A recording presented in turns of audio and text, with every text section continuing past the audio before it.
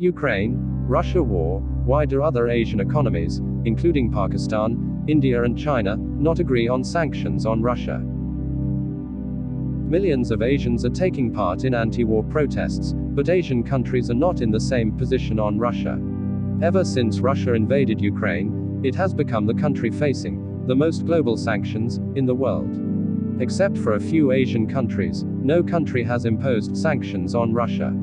China has not imposed any sanctions other than condemning the Russian invasion of Ukraine. India, Pakistan, Vietnam, Bangladesh, Sri Lanka and Mongolia abstained from voting in the UN General Assembly on a resolution condemning Russia's attack on Ukraine. However, Australia, Japan, South Korea and Taiwan have imposed sanctions on Russia. Japan and South Korea have taken steps to bar several Russian banks from using the global payment system, SWIFT, but to little effect. The Asian countries that have imposed sanctions on Russia, their share of Russia's world trade is only 8%. According to Syed Munir Khosrow, chairman of the Institute for Policy, Advocacy and Governance, without sanctions from China and India against Russia, there will be no significant difference in Russia. 18% of Russia's world trade is with China and India. In addition, Russia has been preparing for years for possible global sanctions. When Russia annexed Crimea in 2014, even then, Western countries imposed sanctions. Russia has been trying to reduce its dependence on the dollar since 2014, shifting its reserves to gold and the Chinese yuan. China has to consider the pros and cons of imposing sanctions on Russia. China is Russia's largest trading partner. Just weeks before Russia's invasion of Ukraine, China lifted a ban on wheat imports from Russia and signed a 30-year agreement to buy gas from Russia. In addition, Russian companies, such as Gazprom, and banks are using the Chinese currency for payments.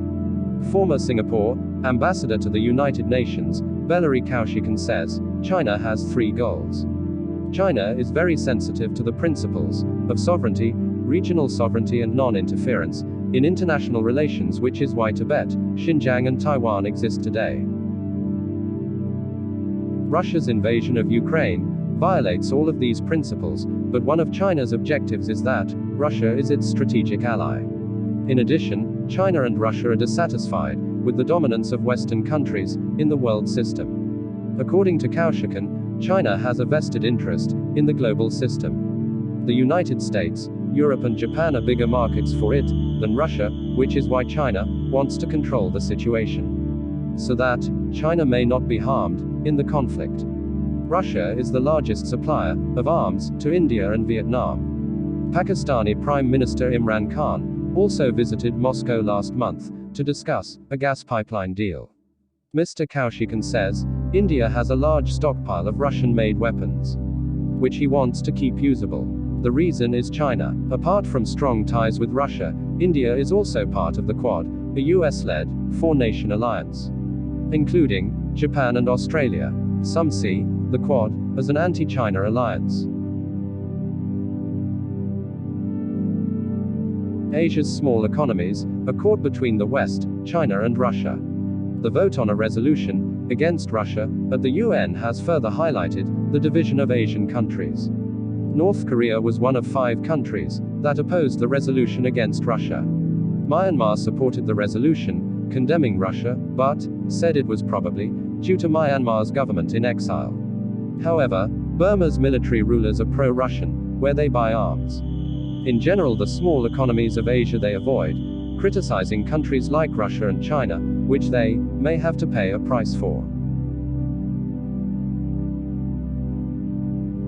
In Asia, it is widely acknowledged that what Russia is doing in Ukraine is wrong, and that the Russian action violates the principle of sovereignty, on which they also depend. They are silent, they do not criticize or support. The pro-Western South Korea is very cautious, because it also needs Russia's help on the North Korean issue, and does not want to get in China's way unnecessarily. Many Asian countries want China's presence in the Indo-Pacific, while India and some other Asian countries may want Russia to balance China's growing role in the Indo-Pacific. Should also come forward. This explains why some Asian countries have chosen to remain silent on Russia's aggression. But there is another side to it. What can China learn from the Russian invasion of Ukraine? What will happen to China if Russia is not stopped? If global sanctions do not change Russia's behavior, what will be the effect on Indo-Pacific policy and Taiwan's future? If oil prices continue to rise, the war in Ukraine continues, and atrocities continue to escalate there, then problems will arise for countries that are still watching the spectacle on the sidelines.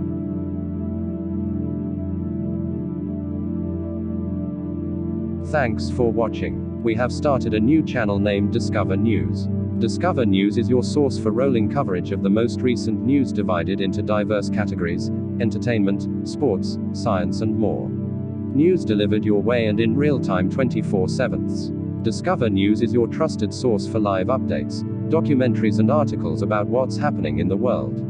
That's why we're in dire need of your cooperation at this time. So like every video uploaded on this channel, and be sure to subscribe to the channel. This will boost our morale and confidence, because we're fighting for accuracy and for your right to make sense of a world of misinformation. Thanks.